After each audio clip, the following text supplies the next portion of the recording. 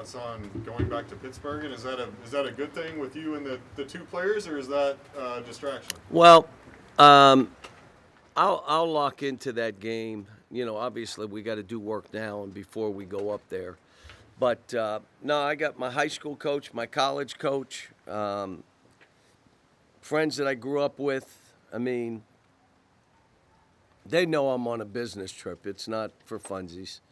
But I'll get to see most of my close relatives are not there anymore. So I got some cousins, an aunt maybe or two, but that's about it. So Ellen and I lived in a house back there. I said, "Do you want to stay there?" She's like, "No, I'm staying there." Right on a highway. From, like, for just to get tickets, hopefully see you while you're there if they can. My phone was buzzing, but I didn't look at it, so I imagine it's all of them. And they want free tickets. They don't want just tickets. Yeah, they're just, yeah. I probably could give away half the house there. Coach, what do you know about Oakland? I assume maybe not a lot, but what can you tell me about No, Greg Kampe and I are really good friends. We go way back. He's not a good coach. He's a great coach. He's been doing it there for a long time. It's funny, I watched their championship game because it was Greg Kampe. And I watched the second half, and they won. And I was cheering. And I told him, he and I have already gone back and forth, and I go, "Look, I'm happy I watched half that game." And I said, "But I'm not going to cheer the way I cheered that day." But he does a good job. He's got good players. He put in the dribble drive after I put it in and had us get together because he wanted to use it, and then they ran it better than we ran it. So he's good at what he does. He could be coaching anywhere. I mean, there are all these jobs open right now. I don't know why someone wouldn't say, "Let's go get Greg Kampe." So he's good. You mentioned you guys go way back. Can you kind of talk a little bit about where that relationship started? We asked each other to do things. I've done a golf outing for him and different things, and he came in when we've done some of our stuff when I was in Memphis. Goes back then, so I've known him for a long, long time. Who's a better golfer? Probably him. He gives you strokes. I don't know about that, but I was happy the day we played it rained. So I didn't have to stay more than 4 holes, got off the course. I told the guys, "Let's go have some beer. Why do you want to golf?" Because I'm supposed to be entertaining people. "Yeah, it's raining. Come on, let's go in." John, at this stage of your career, what does pressure look and feel like for you? I know people are getting antsy because it's been a while. I don't feel that. Come on now. Come on. I've done this how long? And what's the worst that could happen? It's already happened to me. What's the worst? That's the worst? I've already been through that. I mean, this ain't about me. This is about these kids. So that's the reason I try to take all the pressure off them. If it were your child, when we're going into this or any other tournament, "We got to win this. You got to play your best." That's how you want me to coach? Now, there are people that can do that. If they don't do this and they don't do that, they're not fans of this program or these kids. What they're trying to do is put more pressure on them so they don't play well, so they can double down on what they've said. I don't buy into it. My job is to get them fresh and loose and then be focused and locked down when we practice, and then let's see where it goes. I think I got a good team, but they're going to have to go perform. We did something funny today. Oh, it'll make people mad. We took them bowling. Why weren't they playing in that championship?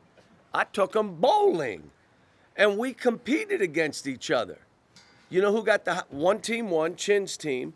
They had Kareem, Reed, Grant, and Ugo. They won. Who was the high scorer? Who do you think rolled the best? Antonio. No. Trey over 200. Trey. And I said, "Why didn't you ever tell us?" I'm humble. You're not humble. Why don't you tell us you were that good? And all we did was laugh and joke, and I just want him to be free and loose. You know what we did downstairs? We watched an unbelievable video of our season and the games we played and the mountains we climbed and our unbelievable fans behind them and enjoying it as the clutter was out there doing this, how about if they don't and if they, let us just play this tournament and let us all have fun. And if anybody has those things, what if, they're not a fan and they're trying to get this off point. So I'm good. I'm like, let's go. I've done a lot of these. I don't even know how many games I've coached in the NCAA, but it's been a lot. And we lost way more. Oh, no. We've done fine. And I'm looking at this team saying what I've said for how many weeks? We're built for March. Let's go. Let's prove it. Do you think they could defend in 6 games? We may have a couple tweaks. I got some things I think I'm going to have to try to do. So I got a couple tweaks in mind if a team has guards that just break us down. What else can we do? How about if I put both 7-footers in? It may take away a little offense, but now you got 2 7-footers, a little harder to score at the rim. So there's some different things we can do. Do you feel like, John, that you have guards that can guard the ball? No, they've gotten so much better. But what happens is a guy scores 1 or 2, and he gets beer muscles, and now he's throwing them on big guys. They made a lot of tough shots. When I watched the tape, we had some breakdowns defensively, got beat to a few balls, had unnecessary turnovers, like 5 or 6, unnecessary, that led for baskets. And then the other thing was we missed some free throws at the end. We never miss. And so now, instead of it being a 2-point game or an even game, it ends up being 6 and missed free throws. And all of a sudden it's 8. But when I watch the tape, I'm like, we'll be all right. You know why? They never stopped fighting. They fought the whole game. Our fans should be excited about it. Now, I feel bad for the fans that went to Nashville to see this team. And I feel bad. But you should have been in the locker room after the game. Dudes were in tears. So anybody that tells you they don't care about that tournament, you look at them and say, you're not telling the truth. They care. I just don't put pressure on them. I say we're playing for a seed. Don't worry about the tournament. Let's play for a seed and win games. It's how I've approached it. If we lose, what am I going to do? I take responsibility. I'm not trying to put this on these kids. Other people are because they're not fans of ours.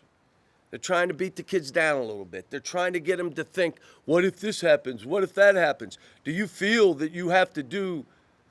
They're not fans of ours. Our fans are rejoicing. We have a heck of a team going into this. Hard draw, but there were a lot of hard draws in that thing. And plus, I didn't watch the other 2 things, so I don't even know what they look like. Surprised with the 3? No, because if we could have gotten by that first one, I think we'd have had a 2. Just on what was happening. And then by losing, I thought, we've done so much throughout the year. You can't take away now and say, well, this team won their last 2, so they're above you. When, like in Auburn, who's played great, but we beat them pretty good at their place. And that was 2.5 months ago? No, that was a couple weeks ago. So. Do you lean on Trey and Antonio a little bit to help kind of get the realization of these kids, the youngsters, what it's No. like in the tournament? No, because they barely know too. The whole thing, I've gotten so many messages about how you can look at us getting beat. Again, the people that aren't fans, this is it, this is what we're talking about and all that. They're not fans of ours, they're trying to create stuff. But the others say, you know what? That team played out of their mind, we're going to be fine, and we get some rest. And now we can prepare, and now we go on. We play Thursday. Now we go on with fresh legs because we're freshmen too. Let's go. Now, I want to tell you, the preparation, and I'm not talking X and O's, before our game with A&M, these kids were so locked in and worked so hard in practice and wanted to compete.